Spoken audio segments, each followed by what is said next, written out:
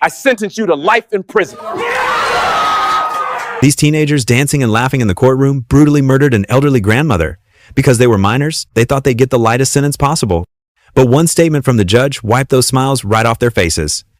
At the time, 73-year-old Linda Fricky had parked to make a phone call, but she had no idea that three 14-year-olds were slowly approaching her car door.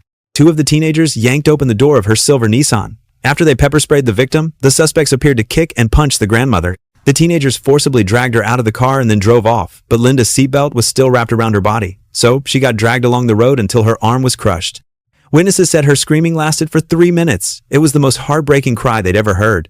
Linda died before the police arrived. Police released surveillance footage of the suspects on Monday. After family members turned them in, the suspects were arrested.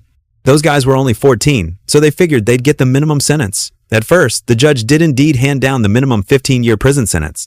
But at the final hearing, while the victim's family was crying in anguish, I just fell to the ground crying. I wish I could have helped my sister. I just wish I would have been there. those teenagers were laughing out loud and even dancing around in the courtroom. The judge saw absolutely zero remorse in them, so he decided to overturn his own ruling. I was willing to give you a chance to change, but all I saw was you smiling at the victim's family with no remorse. I sentenced you to life in prison.